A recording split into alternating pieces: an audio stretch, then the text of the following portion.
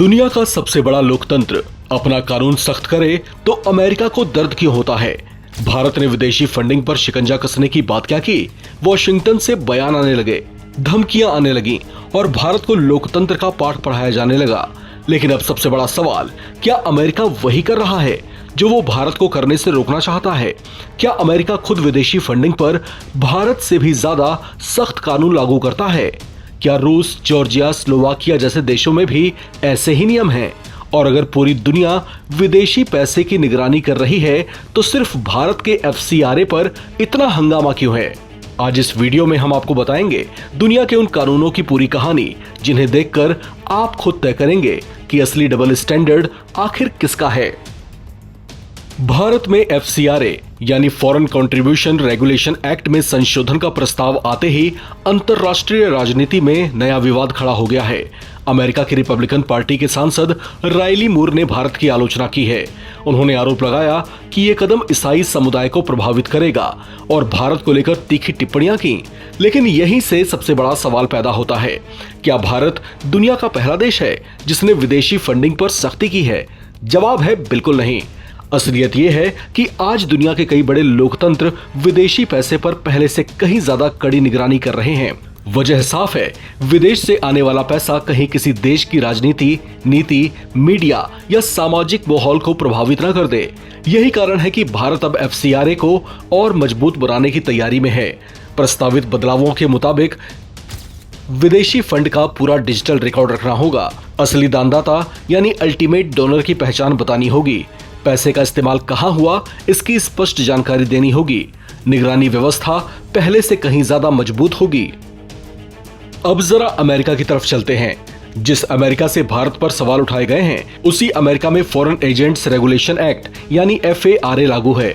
अगर कोई संस्था या व्यक्ति किसी विदेशी सरकार, विदेशी संगठन या विदेशी हित के लिए लॉबिंग करती है, जनमत प्रभावित करने की कोशिश करती है या विदेशी फंडिंग के आधार पर सार्वजनिक गतिविधियां चलाती है, तो उसे अमेरिकी डिपार्टमेंट ऑफ जस्टिस के सामने रजिस्टर करना पड़ता है।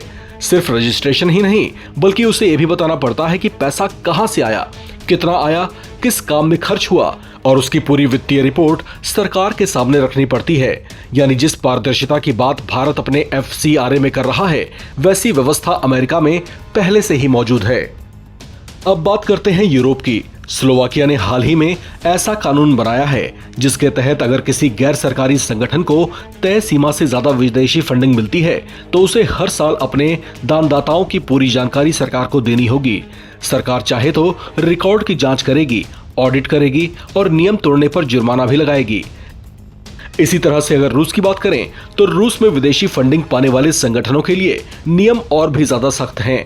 यहाँ तो रजिस्ट्रेशन अनिवार्य है, सार्वजनिक दस्तावेजों पर स्पष्ट लेबल होने चाहिए, सरकारी एजेंसियों को बिना पूर्व सूचना जांच का अधिकार और नियमों के उल्लंघन पर लाइसेंस रद्द होने तक की कार्रवाई का प्रावधान है। यानी दुनिया के अलग अलग देशों में तरीका अलग हो सकता है, लेकिन मकसद लगभग एक जैसा है। विदेशी धन का स्रोत छिपाना नहीं चाहिए और इसका इस्तेमाल पूरी तरीके से पारदर्शी होना चाहिए। भारत के प्रस्तावित बदलाव भी इसी दिशा में देखे जा रहे हैं। इसमें फंड की सेंट्रलाइज्ड ट्रैकिंग, वास्तविक दानदाता की पहचान, विदेशी धन के इस्तेमाल की निगरानी और नियमों के उल्लंघन पर सख्त कार्रवाई जैसे प्रावधान शामिल हैं।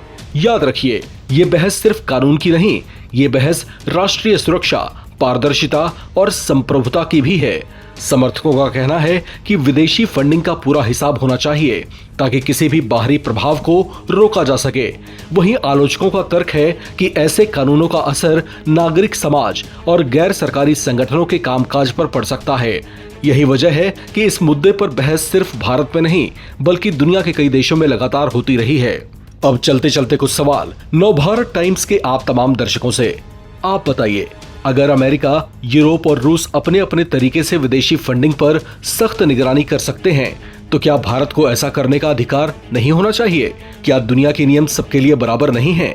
और अगर हैं तो अमेरिकी सत्तारूढ़ दल के सांसद रायली मूर ने भारत के साथ अमेरिका के संबंध खराब होने की चेतावनी क्यों दी? क्या अब हम उनके इशारों पर काम करेंगे? अपनी राय लिखकर कमेंट बॉक्स में जल्दी शेयर करें और देखते रहें नवभारत टाइम्स।